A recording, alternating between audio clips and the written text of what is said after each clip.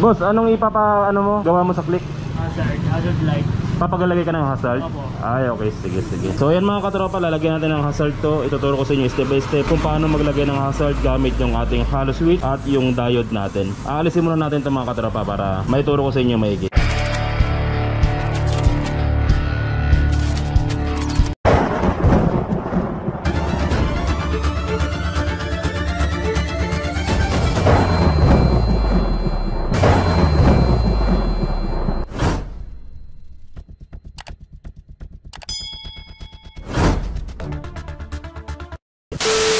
Ayan, so nabaklas na natin yung ating harapan. Yun, tanggalan natin. Tapos lalagyan natin to ng hazard. Alright, so sa paglalagay ng hazard mga katropa, kailangan natin ng hollow switch para matibay yung ating hazard. Tapos kailangan natin ng dalawang diode at syempre panghinang, 1 metrong wire at electrical tape. Yan ang yung mga kailangan natin sa paglalagay ng hazard dito sa Honda Click 125. 125 ba yan? 150? 125 125 pala. Ngayon mga katropa, dito sa hollow switch, sa mga hindi pa nakakaalam, mayroon tayo ditong sinusunod na pattern. Kung tatanggalin natin tong socket nya, dito mayroon kayo makikita ritong C. Ang ibig sabihin ng C ay common. Siya yung main supply o siya yung pinaka supply dito sa mga terminal dito. Yung C, yan yung ating common, at yung gitna, yung NO, siya yung ating normally open, at yung NC, siya naman yung normally closed natin. Pero sa paglalagay ng hazard, hindi na natin gagamitin yung ating NC o yung tinatawag nating normally closed. Ngayon, kung itatapat natin dito, ito yung ating common o yung ating C. Pag itatapat natin yung ating socket, ang lalabas dito, ito yung ating common, yung kulay green na wire, at ito yung ating normally open, yung kulay puting wire. Ito yung negative, positive, at itong blue, ito yung normally closed. Hindi na natin kailangan yan. So alisin na natin yan. Putulin na natin ito. Yung hollow switch pala, pag bumili kayo ng hollow switch, hindi pare-parehas ng kulay. Ngayon, ang kailangan nyo malaman, yung sign dito, yung common, normally open, at normally closed. Ayun yung dapat nyong pag-aralan kung saan siya nakatapat. Sa ngayon, ito yung normally ito yung common natin, ito yung normally open, negative, positive, at ito yung normally closed na hindi na natin kailangan. So, ano yung gagawin natin dito? Itong dalawang hazard, meron tayo, itong dalawang diode pala, itong dalawang diode, meron tayo ditong lining na mark lining ito na merong silver. Ang gagawin natin, yung walang marking o walang lining na silver, pagsasamahin natin. Yan. Yan. Pagkatapos mong pagsamahin yan, dito naman tayo sa ating hollow switch. Yung kulay black o yung ground ng hollow switch at yung normally open natin o kaya yung NO, pagsamahin nyo rin. Kasi mayroon tayong purpose nyan, mamaya papakita ko sa inyo ba't natin sila pinagsama. Pagsamahin nyo itong dalawang to, yung black wire o yung ground ng ating hollow switch at yung ating normally open, pagsamahin. Tapos ilagay natin dito sa pinagsama nating diode na walang marking. Yan. Ilagay natin dyan. Yan ito. Pagkatapos niyan, para hindi mag-loose yung wire dito, kailangan hinangan natin para hindi siya mag-loose contact o hindi mawala yung contact. Hinangan muna natin to.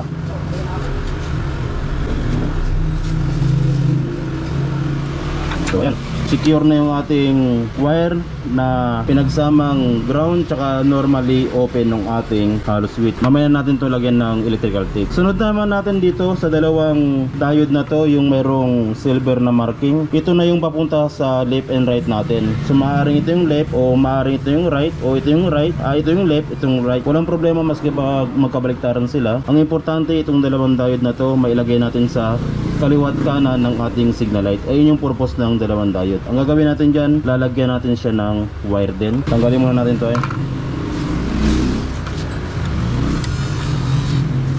Ngayon sa paglalagay ng wire mga katropa, lalagyan natin ng palatandaan yan para hindi tayo malito o maligaw kahit na nakabalot na to ng electrical tape. Una, ang gagawin natin dito, itong dalawang diode, lalagyan natin ng wire na kulay pula o kahit anong kulay na wire ilagay nyo, basta lagyan ng wire. Ang importante, lalagyan natin ng palatandaan. Kung gusto nyo gayahin yung pattern ko, pwede nyo rin gayahin na lang. Ngayon pag nilagyan natin ng wire to, tabaan natin ng konti.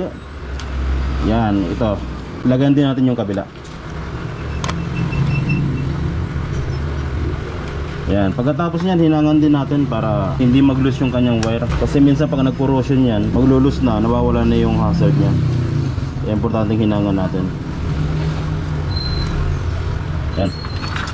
So ganito yung palatandaan na ginagawa ko sa part ng diode. Nilalagyan ko ng wire yan kahit anong kulay, tapos hindi ko pinuputol yung pinakadulo para kahit balutan to ng tape, at least makikita ko pa rin na ito yung hindi natin pinutol na dulo. Ito yung ilalagay natin sa kaliwat kanan na signal light, na ito yung diode. Ayan, yung hindi nakaputol yung dulo. Ayan yung palatandaan na ginagawa ko. Tapos lagyan natin to ng electrical tape na.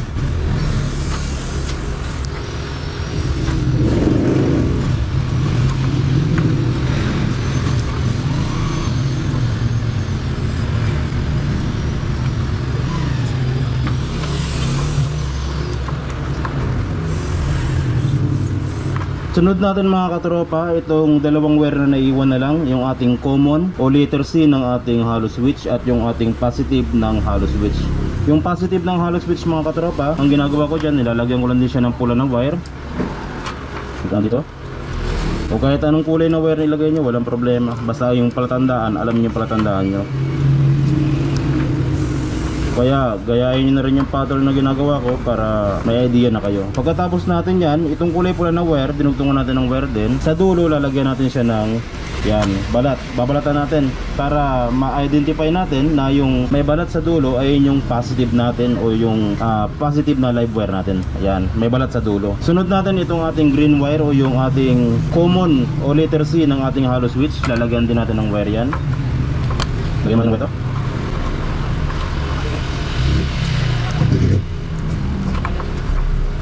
Tapos yung dulo, ito yung ating common o yung ating letter C ng hollow switch. Yung dulo niya, ipapantay lang natin dito. Pagpantay-pantayin natin muna dito sa wire ng ating diode. Ulitin yung palatandaan ng ating red wire, yung positive. Yung positive, lagyan natin ng, babalatan natin. So ayan lang siya. Kung isa-summarize natin, syempre yung sa diode, yung wire ng diode, ito yung ating wire na walang putol, magkarugtong sila. Ibig sabihin, ayan yung diode. At yung ating positive, mayroong red wire na may balat siya sa dulo.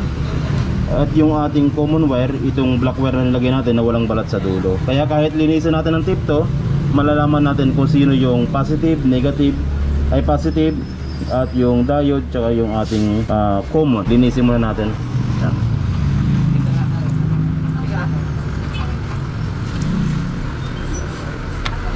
Thank you. So ito na yung ating ginawang wire ng hazard gamit yung hollow switch. Yan, nabalutan na natin ng tape, malinis na siya. Pero sa dulo, hindi tayo maliligaw kasi meron tayong palatandaan. Gaya ng sinabi ko, itong magkadikit na to, ito yung ating diode, ito yung ating positive, at ito yung ating common ng ating hollow switch. Ayan. So ngayon pa pwede na natin itong ibaon dito. Itong ating hollow switch.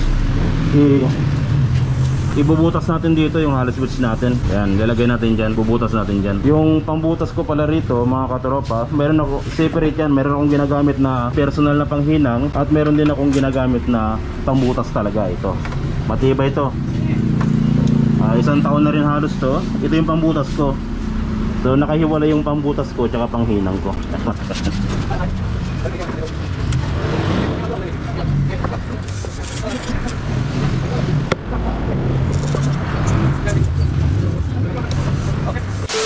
Ito na yung ating hollow switch na ilagay na natin, na ibutas na natin dyan. Tapos ito yung ating wiring kanina na hazard. Yung kulay green natin, ayan yung ating common o letter C. Siguraduhin natin na nakatapat din sa letter C yung ating kulay green na wire sa ating hollow switch na wiring kanina. Dahil pag hindi nyo na itapat yan, hindi gagana yung hazard. So hanapin yung letter C dyan, tapat nyo, yan.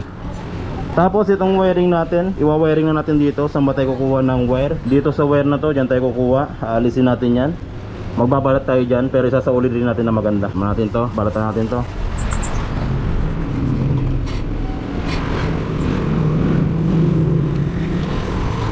Ito na yung ating mga wire sa Honda Click 125. So ang gagawin natin dito, unahin muna natin itong ating positive. Kung maalala nyo, ito yung red wire na mayroong balat. Ito yung ating positive. Yung ating positive ng hollow switch, ilalagay natin sa black wire. Hanapin nyo lang black wire dito. Ayan, ilagay nyo lang dyan, balatan natin. Tapos ilagay natin yung ating positive ng ating hollow switch.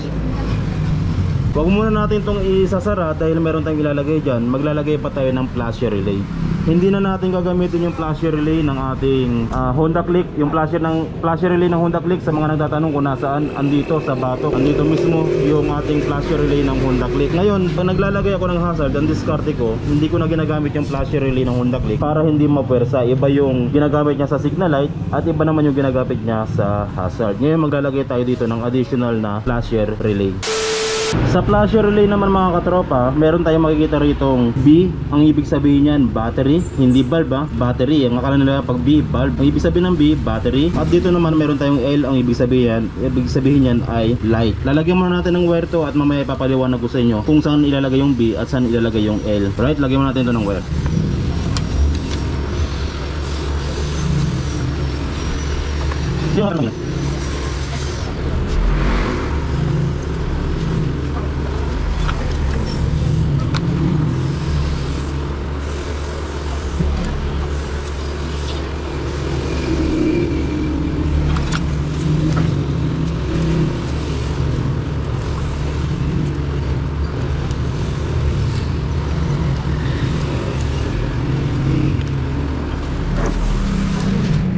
Ito na yung relay na ginawa natin, nilagyan na natin ng wire. Yung B dito sa relay, isasama natin dito sa kulay black na wire kung saan natin nilagay yung red wire ng ating hollow switch. Pagsasamahin natin silang dalawa dyan.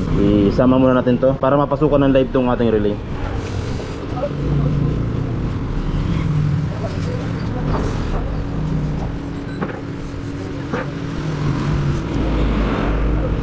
Yan na yung ating B ng ating relay at tapos yung positive ng ating hollow switch.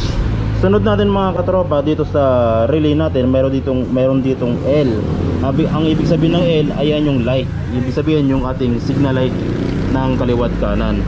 Ito dito sa ating wiring kanina, sa ating hollow switch, ito yung ating common o yung C ng ating hollow switch.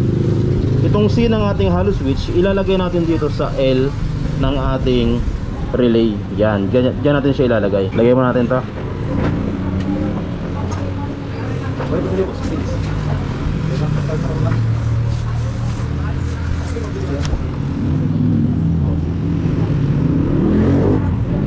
Ito na yung ating C ng ating hollow switch at yung L ng ating flasher relay. Sunod natin itong dalawang wire. Kung matatandaan nyo, ito yung ating wire ng diode dahil magkarutong pa rin sila. Pag-ihiwalay natin yan, tapos ilalagay natin to doon sa left and right o doon sa kaliwat kanan ng ating signal light. Ano ba yung kulay ng kaliwat kanan dito mga katropa? Ito, hanapin nyo dito yung light blue. Ayan, light blue na wire. Tapos yung orange na wire. Yung orange na wire, ito yung signal light ng kaliwa. At yung light blue, ito yung signal light ng kanan. Pero dito sa ating wiring sa hollow switch, wala nang problema kung saan tatapat yung wire na yan. Pwede ito, ganyan, or pwede rito. Basta itong dalawang wire na to galing sa hollow switch, sige sasara dito sa light blue at orange wire ng ating Honda Click. Ilagay muna natin dito Yan. Sige sa silang dalawa rito. Lagyan na natin.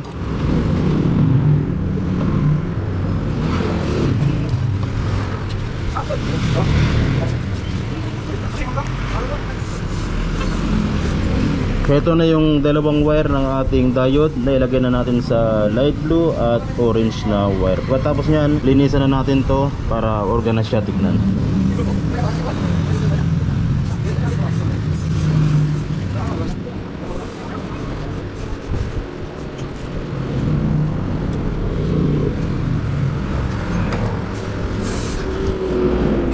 So ayan na yung ating wire ng hazard at yung wire ng ating hollow switch naka-organize na. Pwede na natin ilagay yung ating headlight. Ito, ilagay muna natin to para matesting natin yung ginawa natin. So ayan, nasa uli na natin yung headlight ni boss. At ito yung ating hazard na switch na ginawa. Pag sinusi mo yan, iilaw yung ating hollow switch. Ngayon kapag pinindot mo siya, ka-hazard na siya. Ayan pati yung likuran yan, syempre kasama yan. Isang linya lang yung likod tsaka harap. Tapos ang kagandahan nito, yung ating hollow switch, nagbi-blink din siya. Ayan yung dahilan bakit pinagsama natin yung normally open tsaka yung black wire ng ating hollow switch para magkaroon siya ng forma. Ayan, para pag pinatay mo yung hazard, steady lang yung ating ilaw. Pag hinazard mo, iilaw siya, magbiblink din siya para siyang sasakyan. 'Di ba? Tapos pag pinatay mo siya, patay din yung ating ilaw. So ganyan lang kadali maglagay ng hazard sa Honda Click na motor. Alright?